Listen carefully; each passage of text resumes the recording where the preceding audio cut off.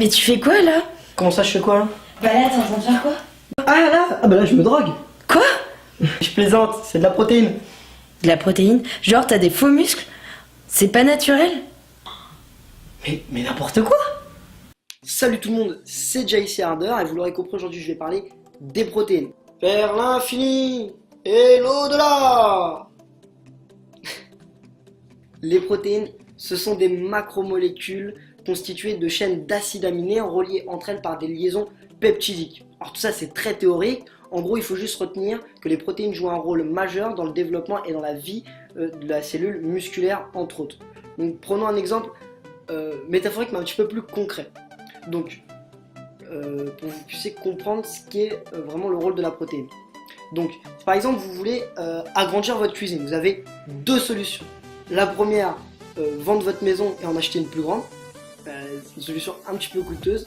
Ou alors la deuxième solution, casser votre mur. Alors ça va être compliqué, ça va être chiant, ça va faire de la poussière, mais vous allez voir que ça va vous permettre de reconstruire plus loin votre mur et d'agrandir votre cuisine. Donc on va prendre cette deuxième solution. Donc vous avez cassé votre mur et vous allez donc vouloir le reconstruire plus loin. Pour le reconstruire, vous avez besoin d'outils et de matériaux. Et bien avec la protéine c'est pareil, avec le développement de votre muscle c'est pareil. Lorsque vous voulez agrandir votre muscle, vous allez devoir casser la fibre musculaire, donc l'équivalent du mur de votre cuisine, et vous allez avoir besoin de matériaux, donc les protéines qui vont venir reconstruire cette fibre musculaire plus loin et donc faire grossir votre muscle. Boum.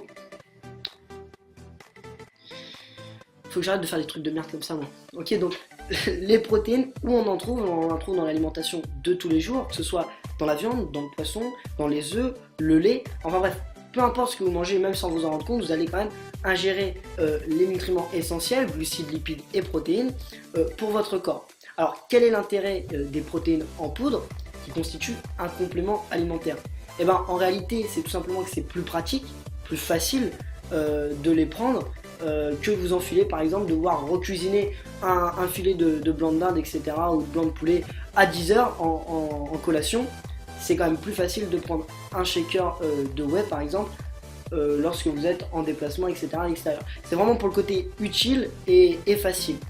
Beaucoup de personnes, notamment extérieures à la musculation, assimilent les protéines à du dopage. Et non, ce n'est pas du dopage. Et effectivement, ce n'est pas naturel dans le sens où l'aliment n'est pas pur.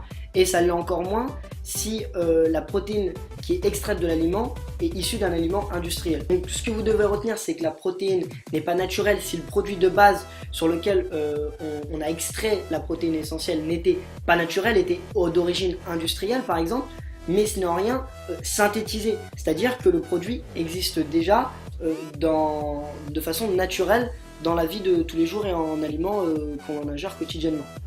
Elle ne serait pas naturelle, pardon, je sais pas pourquoi je bug, elle ne serait donc pas naturelle si elle avait été synthétisée et créée chimiquement de toutes pièces. Or ce n'est pas le cas. Et ce n'est pas du dopage, car si vous considérez les protéines en poudre comme du dopage, alors lorsque vous mangez de la dinde ou du poulet, vous vous dopez. Donc voilà, ce que je suis en train de vous dire, c'est pas qu'il faut consommer des protéines en poudre, ce n'est pas nécessaire si vous avez un apport protéique dans votre alimentation de tous les jours qui est largement suffisante avec un apport calorique conséquent si par exemple vous êtes en prise de masse. De toute façon, tant que vous avez les bonnes mesures de protéines, glucides et lipides par jour qu'il vous faut, vous n'avez pas besoin de ces compléments alimentaires. Ils ne sont juste là, ils ne sont surtout pas là pour vous substituer à votre alimentation saine et équilibrée, je le rappelle. Elle est vraiment là pour compléter et vous éviter de revenir chez vous à 10 h pour vous cuisiner votre blanc de poulet ou votre dinde. Voilà. Voilà, donc si vous avez aimé la vidéo, n'hésitez pas à la liker, à la partager bien sûr, à vous abonner. J'espère vous avoir appris des choses sur la protéine. J'espère que vous allez avoir un regard différent et que vous allez pouvoir prendre du recul et expliquer à vos potes qui ne comprennent pas pourquoi vous prenez de la protéine ou pourquoi certains en prennent. Donc moi je vous dis à très bientôt. On se retrouve très vite dans une nouvelle vidéo.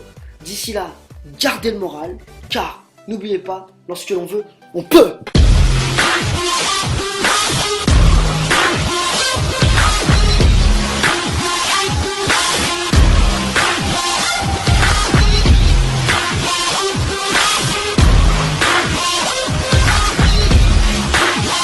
Mais genre t'as des faux muscles et en plus tu prends des prods maintenant. Alors, d'une, je n'ai pas des faux muscles, et c'est pas parce que je prends des protéines que je vais avoir des faux muscles. Alors, déjà, on ne dit pas, déjà, t'as des faux muscles, parce que c'est la protéine qui est censée donner des faux muscles dans le préjugé du stéréotype. Alors, Nana, tu t'es trompé de réplique, voilà, ça m'énerve. Non mais tu fais quoi là? Comment ça, je fais quoi? Bah là, t'es en train de te droguer ou quoi? C'est mal, ça. Tu me piques mes répliques en plus.